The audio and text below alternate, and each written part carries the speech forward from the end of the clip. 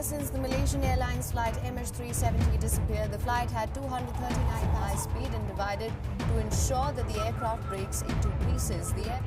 Lara, it's home to new technology will finally uncover the wreckage. Danish Infinity is the company behind this search, and they have now...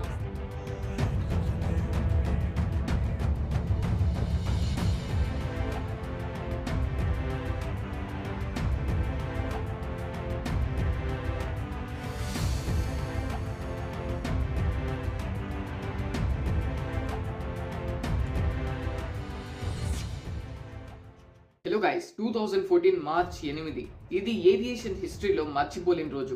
ఆ రోజు రాత్రి 12:41 Malaysian airlines కి చెందిన MH370 అనే Boeing 777 flight కుఆలా లంపూర్ నుంచి Beijing కి బయలుదేరింది.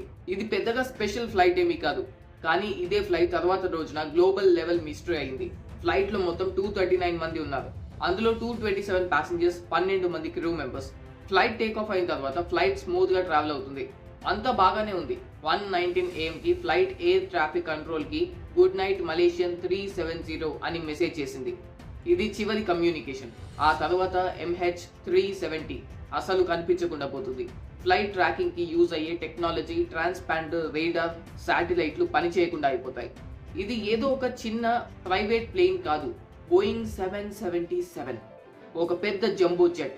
అంతమంది ప్యాసింజర్స్ తో ప్రయాణిస్తున్న ఫ్లైట్ సౌత్ చైనా సీ మీదుగా వెళ్తుంటే దాని ట్రాన్స్పాండర్ సిగ్నల్ పూర్తిగా ఆఫ్ అయింది.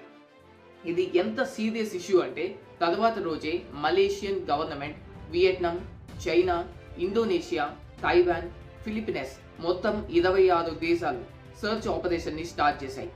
ఫస్ట్ టార్గెట్ ఫ్లైట్ ఎక్కడ ఉందో కనుక్కోవడం.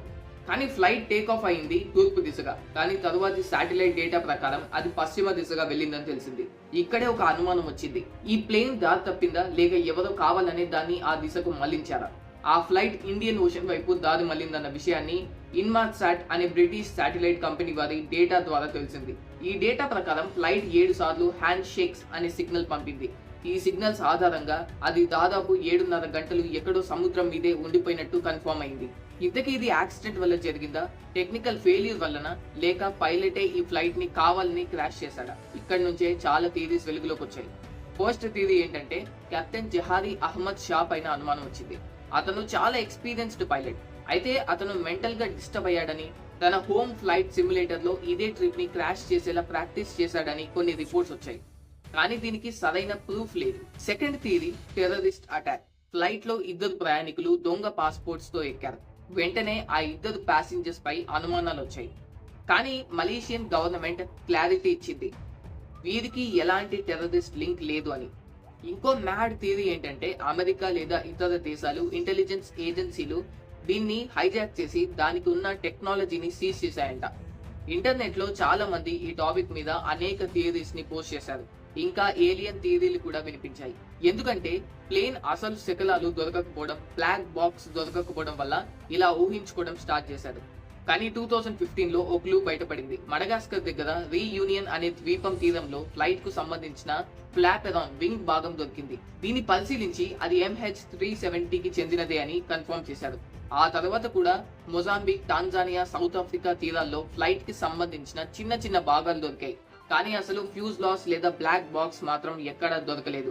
ఇక సర్చ్ ఆపరేషన్ గురించి మాట్లాడితే ఇది ఏవియేషన్ హిస్టరీలోనే అతిపెద్ద సర్చ్ ఆపరేషన్. $200 మిలియన్ ఖర్చు చేసి 1000 మైళ్లకు పైగా సముద్రాన్ని స్కాన్ చేశారు. స్పెషల్ సబ్మరైన్స్ పంపారు, అండర్ వాటర్ మైక్రోఫోన్లు యూజ్ చేశారు. కానీ ఒక్క స్పష్టమైన ఆధారం దొరకలేదు. ఇంకో థియరీ, ప్లేన్ ఒక ఐలాండ్ మీద ఎమర్జెన్సీ ల్యాండింగ్ చేసి ఎవరో దాన్ని కవర్ చేశారంట. అది మిలిటరీ బేస్ కావచ్చు, టెర్రరిస్ట్ కంట్రోల్లో ఉండే ఏరియా కావచ్చు. కానీ ఈ థియరీకి కూడా ఎటువంటి ఆధారాలు లేవు. అంతేకాదు బ్లాక్ బాక్స్ లో ఉండే లోపల సిగ్నల్స్ 30 రోజులకు మాత్రం పనిచేస్తాయి. MH370 సర్చ్ చేసే టైంలో ఇవి మిస్ అయ్యాయి. అందుకే చివరకు బ్లాక్ బాక్స్ సిగ్నల్స్ కూడా లేవు. ఒకవేళ ఇది సరిగ్గా టైంకి దొరికిన ఆ ఫ్లైట్ మిస్టరీ ఇప్పటికీ వెలుగులోకి వచ్చేసి ఉండేది. ఇంకా కొత్తగా ఓ థియరీ వస్తుంది. CTVTO అనే అణు పరీక్షలను ట్రాక్ చేసే సంస్థ కొన్ని అన్యూజువల్ సౌండ్ ప్యాటర్న్స్ ని MH370 మాయమైన రోజు రికార్డ్ చేసిందంట. ఇవి ఓషన్ లో జరిగిన పెద్ద ఎక్స్ప్లోషన్ కి సంబంధించిన శబ్దాలు కావచ్చని అంటున్నారు. అయితే అది ప్లేన్ కి సంబంధించిందేనా కాదా అన్నది ఇంకా తెలియదు. ఈ MH370 ఫ్లైట్ మిస్టరీని ఛేదించడానికి ఇప్పటికీ మలేషియన్ గవర్నమెంట్ హై టెక్నాలజీని యూజ్ చేసి డీప్ ఓషన్ లో కూడా సర్చ్ చేయడం స్టార్ట్ చేసింది. ఫ్రెండ్స్, ఒకవేళ మీకు ఈ వీడియో నచ్చినట్లయితే, ఇన్ఫర్మేటివ్ గా అనిపిస్తే ఖచ్చితంగా లైక్ చేయండి, షేర్ చేయండి అండ్ సబ్స్క్రైబ్ చేయడం మాత్రం మర్చిపోకండి. Thank you so much for watching this video. ఇలాంటి మరిన్ని వీడియోస్ కోసం సబ్స్క్రైబ్ చేసి పక్కన ఉన్న బెల్ ఐకాన్ ని క్లిక్ చేయడం మాత్రం మర్చిపోకండి. Thank you for watching.